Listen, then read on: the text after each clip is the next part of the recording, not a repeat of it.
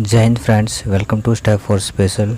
Today in this video we will discuss D.Ed IDMR Paper 12 Unit 3.3 Different Approaches and Techniques of Teaching Social Science. आइए इसको जानते हैं किस प्रकार से जो टीचिंग ऑफ सोशल साइंस है उसको बच्चों को प्रदान किया जाता है। आइए अब जानते हैं unit 3.3 different approaches and techniques of teaching social science. आधुनिक शिक्षा विज्ञान के उपागम। आइए इसके बारे में जानते हैं कि जो डिफरेंट अप्रोचेज हैं सोशल साइंस के लिए किस प्रकार से सपोर्ट करती हैं। आइए इसके बारे में जानते हैं। अब यहाँ पर कुछ पॉइंट्स दिए गए हैं, उनके बारे में जानते हैं। फर्स्ट दिया गया इसके अंदर सकारात्मक, न्यू सकारात्मक, वाद का सकारात्मक, अंतर सकारात्मक। अब इसमें जो दिया गया है सकारात्मकता, ये इसके बारे में जानते हैं। सकारात्मक सोच का आशय है कि बालक द्वारा किए जा रहे कार्य को सहयोग प्रदान करते हुए समझाना। अब यहाँ पर प्रत्येक बालक के लिए जो सकारात्मक पॉइंट्स हैं उसके बारे में उसको सहयोग प्रदान करने के लिए अग्रसर करना है, ताकि वह समाज में रहकर अनेक प्रकार के जो सहयोग है दूसरों को प्रदान कर सके और दूसरों के विकास में और खुद के विकास में उसका उपयोग कर सके। आइए इसमें आगे जानते हैं सामाजिक विज्ञान के अप्रोचेज। इसका आशय यह है कि बच्चा ज्ञान, संवेदना, निरीक्षण और प्रयोग द्वारा सीखता है और लॉजिकल चिंतन से समस्याओं का हल करता है। अब यहाँ पर बताया कि जब बच्चा समस्या को देखता है तो वह अपने ज्ञान, समझ और जो लॉजिकल थिंकिंग है उसके बेसिस पर समस्या का समाधान करता है। इन सभी गुणों का विकास करने के लिए जो सोशल साइंस है उसके अप्रोचेज हैं वह बच्चे के लिए यूज़ किए जाते हैं, ताकि बच्चा अच्छे से शिक्षण कर सके और समस्याओं का समाधान कर सके। इन सभी आवश्यकताओं को पूरा करने के लिए जो सोशल साइंस है उसका प्रयोग बच्चे के लिए किया जाता है, ताकि बच्चे के अंदर संवेदना, निरीक्षण और प्रयोग द्वारा सिखाया जा सके उसको, और उसकी जो लॉजिकल थिंकिंग है उसको डेवलप किया जा सके, ताकि बच्चा समस्या के अनुसार उनका समाधान कर सके। अब यहाँ पर फर्स्ट दिया गया है रेशनल चॉइस थ्योरी। आइए इसके बारे में जानते हैं। उचित चयनित विधि। इसमें छात्र अपने मनपसंद तर्कसंगत ढंग से चयन करता है जो उसे पसंद होता है। यह थ्योरी यह साबित करती है कि जिस विषय के बारे में हम ज़्यादा जानते हैं उसे ज़्यादा पसंद करते हैं, उस विषय के बारे में हम कम जानते हैं उसे हम कम पसंद करते हैं। अब यहाँ पर एक जो उचित चयनित जो थ्योरी है वह बताई गई है। इसके अंदर हम एक डेली रूटीन में जो भी एक्टिविटी है उसको हम करना पसंद करते हैं कि जो हमें अच्छे से आती है, जिसको हम डेली रूटीन पे करते हैं। अब यहाँ पर बताया कि जो व्यक्ति या फिर जो बालक जिस सब्जेक्ट के बारे में ज़्यादा नॉलेज रखता है, अगर सपोज करो कोई मैथ के बारे में अच्छा नॉलेज रखता है, उसके फार्मूलाज हैं, जो भी उसके थ्योरम्स हैं उनको अच्छे से यूज़ करता है, तो उसका इंटरेस्ट मैथ में अच्छे से आएगा। अगर कोई इंग्लिश को अच्छे से रीड करता है, उसकी स्पेलिंग मिस्टेक्स नहीं होती, उसके अंदर कॉन्फिडेंस है उसका, तो वह इंग्लिश को पसंद करेगा।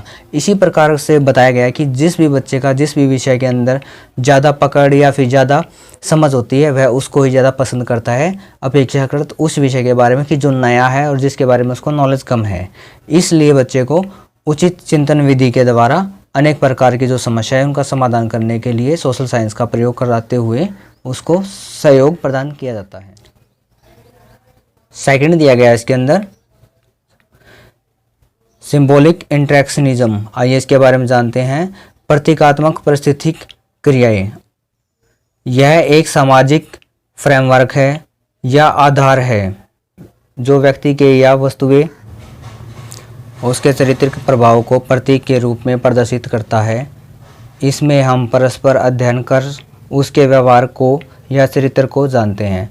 अब यहाँ पर बताया कि प्रत्येक व्यक्ति के बारे में कुछ भी जो जानना होता है, जो भी उसकी बैकग्राउंड होता है, उसकी हिस्ट्री के बारे में या फिर उसके चरित्र के बारे में जानना होता है, तो उसके व्यवहार के बारे में अध्ययन किया जाता है। और इन सभी जानकारियों को हम सामाजिक अध्ययन सोशल साइंस के द्वारा प्राप्त कर सकते हैं, ताकि व्यक्ति के बारे में या उसके चरित्र के बारे में अच्छे से पता लगाया जा सके।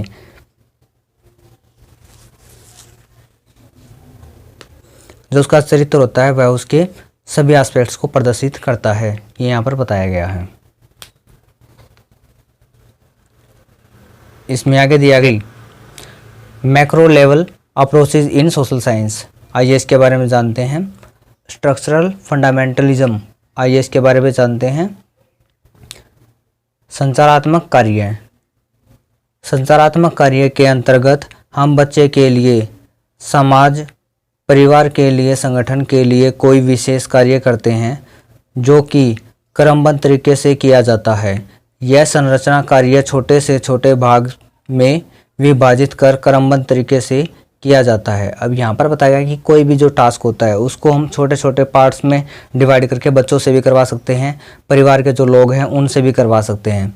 कि कोई भी जो काम होता है उसको क्रमबद्ध तरीके से करने के लिए उसको छोटे छोटे पार्ट्स में डिवाइड करके उसको विभाजित कर दिया जाता है, ताकि जो टास्क है वह अच्छे से सही तरीके से पूरा हो सके। यह प्रत्येक बालक को सिखाने का एक अच्छा माध्यम होता है, जो कि संरचनात्मक कार्य के अंतर्गत बच्चे को अनेक प्रकार के जो कौशल हैं वो सिखाए जाते हैं। इसमें आगे दिया गया है, आइए इसमें जानते हैं। इसमें पर्याप्त संसाधन, उद्देश्य की पूर्ति, समस्या का हल, समन्वय, सृजनात्मकता का महत्व भी समझाया जाए और उसे समेकित कर उस पर कार्य किया जाए। यह कार्य 4 भागों में किया जाए। फर्स्ट दिया गया इसके अंदर अनुकूलन, लक्ष्य का निर्धारण, समेकन, साक्षरता। अब ये जो पार्ट दिए गए हैं, किसी भी कार्य को अच्छे से पूरा करने के लिए जो तरीके होते हैं वो बताए गए हैं कि किस प्रकार से जो कार्य है उसका अनुकूलन करना है, जो लक्ष्य है उसका निर्धारण करना है, कि जो गोल सेट है वो किस प्रकार से करना है, समेकन कि उसके अंदर दूसरों को इन्वॉल्वमेंट कैसे करना है, साक्षरता कि दूसरों को उसके बारे में नॉलेज किस प्रकार से प्रदान करनी है ताकि वह उस टास्क को अच्छे से प्राप्त और सफलतापूर्वक उसको पूरा कर सके। ये यहाँ पर बताया गया है।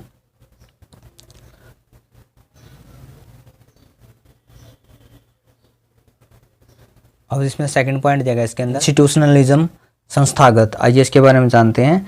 संस्थागत उपागम का अर्थ है कि विद्यार्थी या छात्र संस्था में रहकर सामाजिक विज्ञान के अध्ययनों को समझने का तुलनात्मक अध्ययन करते हैं।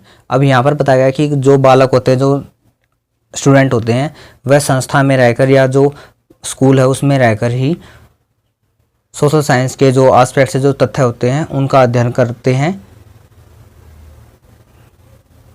और वहीं पर उनके बारे में जो रिसर्च है वो सब करते हैं। यहीं पर संस्था में रहकर ही वह संपूर्ण ज्ञान को प्राप्त करते हैं। आगे दिया गया इसके अंदर, और उसको विस्तार से बताएं। ऐतिहासिक तुलनात्मक अध्ययन से उसकी तार्किक शक्ति विकसित होगी। इस विधि की खोज 1950 में की गई थी। इसमें संस्था में प्रयोग द्वारा हम सामाजिक अध्ययन कर पहुँच बताते हैं। इस अध्ययन में सभी नियम सत्य होते हैं। अब यहाँ पर बताया गया कि जो एक खोज हुई है, इसका जो ईयर बताया गया है 1950 में बताया गया है कि इसका प्रयोग हम जो स्कूल है उसमें करते हैं ताकि बच्चों को शिक्षा प्रदान की जा सके। इसकी जो तुलना होती है ऐतिहासिक जो अध्ययनों से, उनसे तुलना की जाती है। ऐतिहासिक मतलब जो पुराने जो रिसर्च हुए हैं उनसे इसकी तुलना की जाती है। उनके आधार पर ही जो आगे की नींव है वह रखते हुए बच्चों को ज्ञान प्रदान किया जाता है। ये यहाँ पर बताया गया है कि उसके आधार पर जो ज्ञान प्राप्त होता है वह सत्य होता है, पूर्णतः ट्रू होता है। ये यहाँ पर बताया गया है। आइए इसमें जानते हैं इसका 1.3 interdisciplinary approach in the social science. आइए इसके बारे में जानते हैं। ह्यूमन एनवायरमेंटल सिस्टम अप्रोच, आइए इसके बारे में जानते हैं कि किस प्रकार से यह सामाजिक विज्ञान उसमें हेल्पफुल होता है। मानव वातावरणीय तंत्रिकीय उपागम, आइए इसके बारे में जानते हैं। यह एक अंतर्व्यक्तिक उपागम है जो वातावरणीय और सामाजिक मुद्दों पर समेकित अध्ययन करता है। इन दोनों अध्ययनों को ब्रुज कहते हैं। अब यहाँ पर बताया गया कि जो व्यक्ति है वह किस प्रकार से जो सामाजिक है और वातावरण है उनका अध्ययन प्राप्त करता है। इन सभी अध्ययनों का जो रूप होता है उसको ब्रुज कहते हैं। कि इसमें क्या होता है कि जो सामाजिक वातावरण है और जो सोशल साइंस है, जो सोशल जीवन है व्यक्ति का, उसको एक दूसरे के साथ एक ब्रिज के माध्यम से जोड़ा जाता है, इसलिए इसको ब्रुज बोलते हैं। इसमें आगे जानते हैं जिसमें एक अंतराल पर गैप होता है। मानव वातावरणीय तंत्रिका उपागम का अर्थ तकनीकी सिस्टम या पत्राचार वातावरण से सापेक्ष होता है। इसमें मानव के व्यवहार एवं प्रकृति के व्यवहार में बदलाव पाया जाता है। अब यहाँ पर मनुष्य के और प्रकृति के, नेचर के, इन्वायरमेंट में जो भी जो चेंजेस होते हैं उन सब के बारे में कोरिलेट करके व्यक्ति को जो इन्फॉर्मेशन है वह दी जाती है कि किस प्रकार से जो वातावरण में परिवर्तन हो रहे हैं और व्यक्ति के जीवन पर उसका प्रभाव पड़ रहा है।